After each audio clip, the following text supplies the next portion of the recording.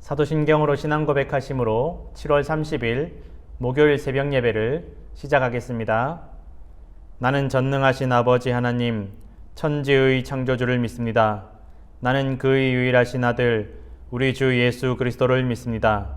그는 성령으로 잉태되어 동정녀 마리아에게서 나시고 본디오 빌라도에게 고난을 받아 십자가에 못 박혀 죽으시고 장사된 지 사흘 만에 죽은 자 가운데서 다시 살아나셨으며 하늘에 오르시어 전능하신 아버지 하나님 우편에 앉아 계시다가 거기로부터 살아있는 자와 죽은 자를 심판하러 오십니다. 나는 성령을 믿으며 거룩한 공교회와 성도의 교제와 죄를 용서받는 것과 몸의 부활과 영생을 믿습니다. 아멘. 오늘 우리에게 주신 하나님의 말씀은 신명기 34장 10절에서 12절까지의 말씀입니다. 신명기 34장 10절에서 12절까지의 말씀, 제가 가진 성경 구약 성경 318페이지에 있습니다. 신명기 34장 10절에서 12절까지의 말씀을 제가 봉독해 드리겠습니다. 그 후에는 이스라엘에 모세와 같은 선지자가 일어나지 못하였나니 모세는 여호와께서 대면하여 아시던 자요 여호와께서 그를 애굽 땅에 보내사 바로와 그의 모든 신하와 그의 온 땅의 모든 이적과 기사와 모든 큰 권능과 위엄을 행하게 하심에 온 이스라엘의 목전에서 그것을 행한 자이더라. 아멘. 하나님께서 오늘도 이 말씀으로 우리에게 귀한 은혜를 부어주실 것을 믿습니다. 아멘. 모세는 본의 아니게 태어나고 얼마 되지 않아 갓난아이일 때 부모님의 손으로 버려지게 됩니다. 물론 이 모세의 부모가 모세를 사랑하지 않아서가 아니었습니다. 성경에 기록된 대로 당시 애굽의 왕이었던 바로가 이스라엘 백성들이, 그 히브리 사람들이 모진 고난 가운데서도 번성하는 것을 보고 너무나 두려워서 히브리 산파들에게 말하기를 너희가 히브리 산모들이 아이를 낳을 때 돕다가 사내 아이가 태어나면 강에 던져 죽이라고 말합니다. 그런데 이 히브리 산파들이 당시 최고의 권력자였던 애굽 왕 바로의 명령보다 하나님을 더 두려워하고 하나님을 경외하는 마음이 커서 바로의 명령을 어기고 이 사내 아이들을 죽이지 않습니다. 살려둡니다. 바로가 이 히브리 산파들을 추궁하면서 너희가 어찌하여 그렇게 했느냐라고 추궁하였음에도 불구하고 변명을 댑니다. 히브리 산모들이 우리가 도착도 하기 전에 이미 아이를 낳아서 우리가 어쩔 수 없었습니다 라고 변명을 합니다. 그렇게 히브리 산파들이 하나님을 두려워하고 경외하는 마음으로 남자아이들을 살리니까 하나님께서 그 히브리 산파들의 마음을 아시고 하나님에 대한 그 마음의 중심을 아시고 이 히브리 산파들의 가정에 놀라운 복과 은혜를 주셨음을 성경은 기록하고 있습니다. 여러분, 세상의 권력을 두려워하지 않고 하나님을 두려워하며 하나님을 경외할 때 하나님께서 우리의 마음의 중심을 아시고 우리의 가정에 놀라운 복과 은혜를 주실 것을 믿으시기 바랍니다.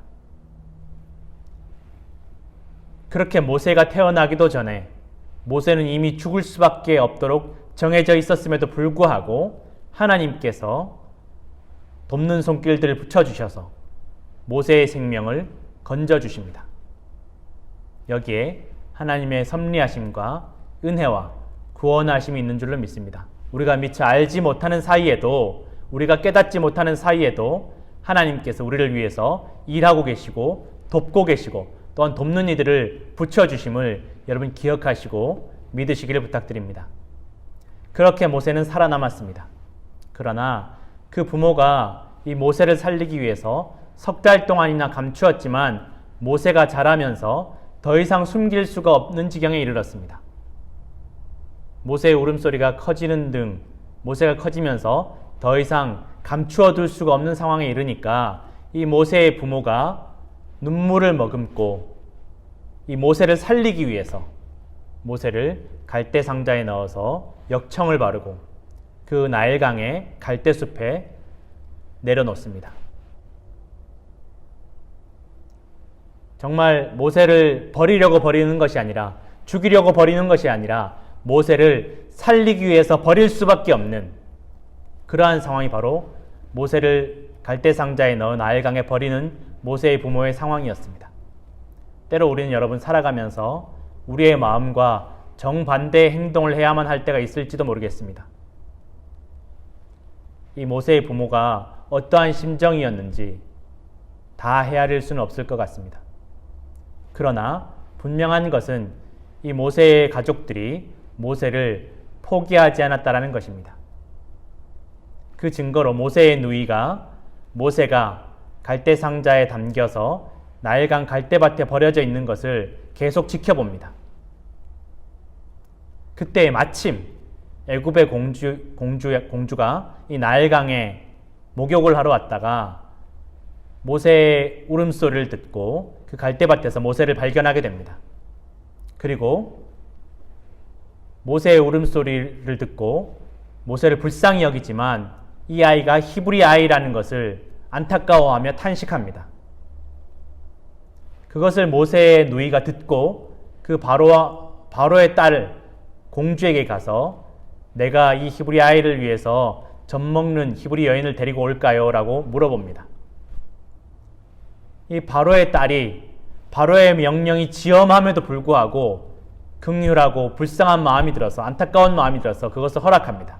모세를 살리기 위해서 모세에게 젖을 먹일 히브리 여인을 데리고 오게 합니다. 그때에 이 모세의 누이가 모세의 어머니를 데려와서 모세에게 젖을 먹일 수 있도록 공주에게 데리고 옵니다. 그러자 이 공주가 이 아이를 데리고 가서 젖을 먹여 기르라고 말합니다. 그리고 이 아이가 젖을 떼기까지 내가 이 아이를 기르는 젖 먹이는 비용을 내가 대겠다라고 말합니다.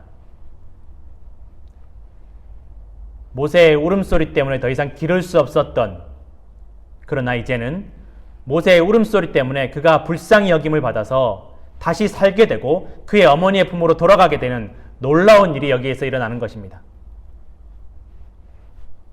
그리고 모세가 그의 친어머니가 기르면서 모세의 양육 비용까지 애굽의 공주에게 받을 수밖에 없는 그러한 상황까지 하나님께서 인도해 주십니다. 살리기 위해서 버릴 수밖에 없었던 이 모세의 부모가 오히려 더 큰 은혜를, 기적을 체험하게 됩니다. 여러분, 여기에 또한 하나님의 도우심과 섭리와 은혜가 있음을 믿으시기 바랍니다. 솔로몬의 재판에서도 알 수 있지만 아이를 살리기 위해서 포기할 수밖에 없는 그 부모의 심정을 하나님께서 알고 계십니다. 그리고 선한 길로 인도해 주심을 여러분 믿으시고 기억하시기를 간절히 부탁드립니다.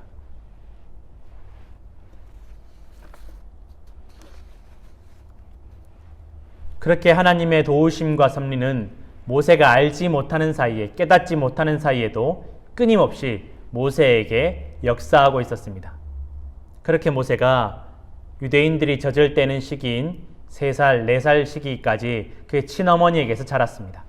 많은 학자들은 모세가 바로의 공주에게 들어가서 바로의 공주의 아들이 된 것은 유대인들이 젖을 떼는 시기인 서너 살 때라고 보고 있습니다.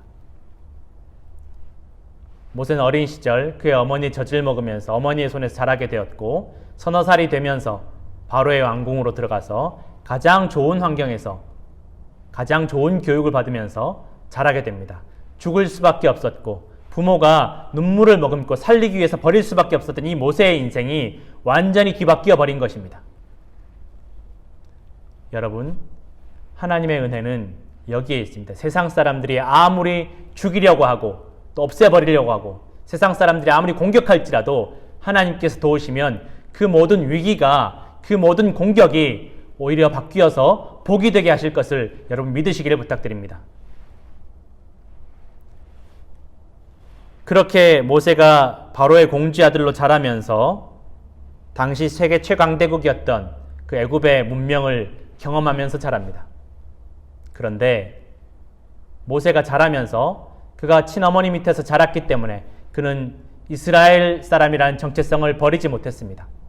그가 스스로 애굽의 왕궁에서 자랐지만 히브리 사람이라는 것을 잊지 않았습니다. 그래서 자기의 동족을 돕기 위해서 나섰다가 애굽 사람들에게 핍박받는 자기의 동족을 위해서 나섰다가 오히려 애굽 사람들과 그 자기의 동족인 히브리 사람들에게 모두 외면받게 되는 결과가 발생합니다.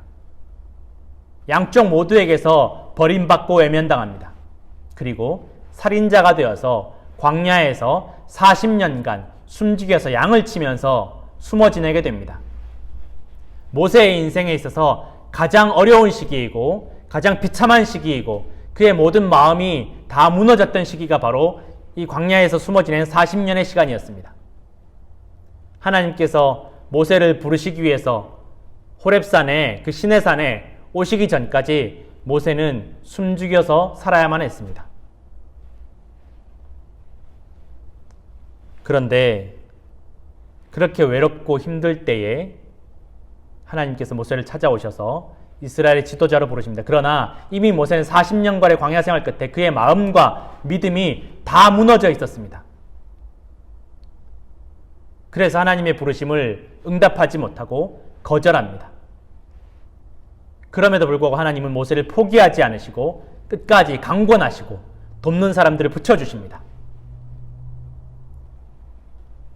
그렇게 하나님께서 모세를 지도자로 세우시고 거절하고 믿음 약하고 심약한 모세를 지도자로 세우셔서 이스라엘 백성들을 애굽 땅에서 이끌어내십니다.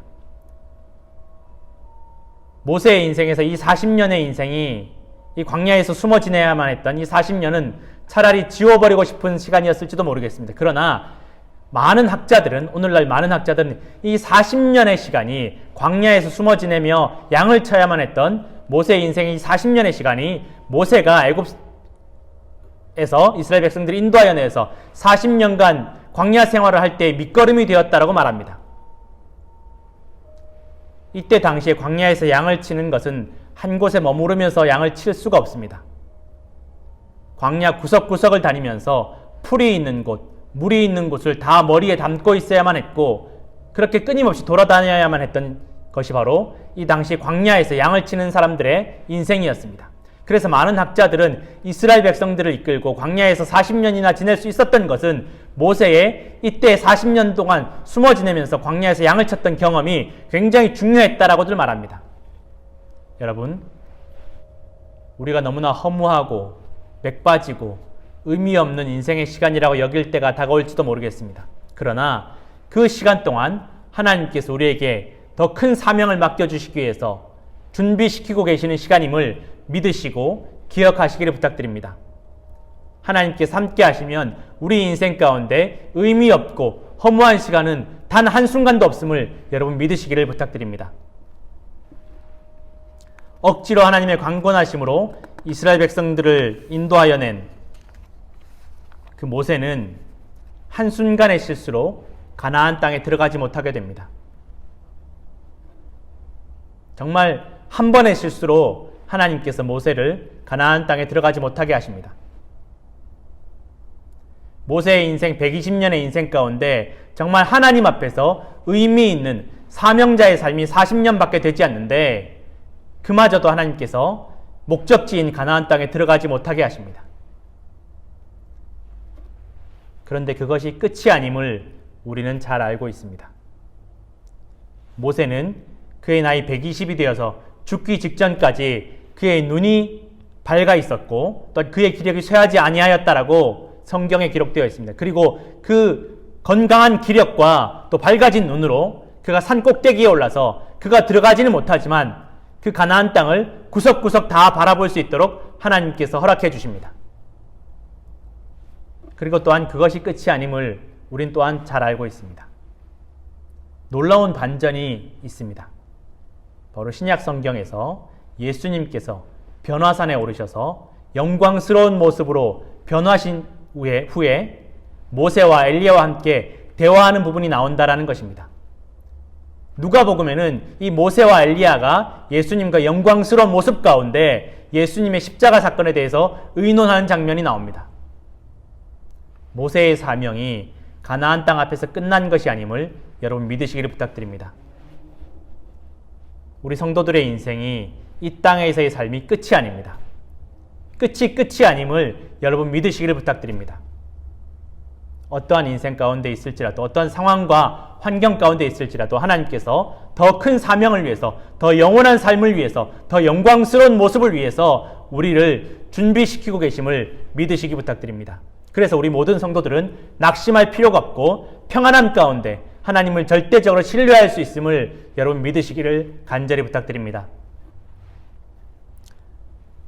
하나님께서 오늘도 우리와 함께 하십니다. 우리가 알지 못하는 사이에 우리를 돕고 계시고 우리를 준비시키고 계시고 우리를 위해서 더 영광스러운 자리를, 더 영광스러운 사명을 준비하고 계심을 여러분 믿으시고 오늘도 힘을 내시고 앞으로 표대를 향하여 달려가시는 우리 모든 성도들 되시기를 간절히 부탁드립니다.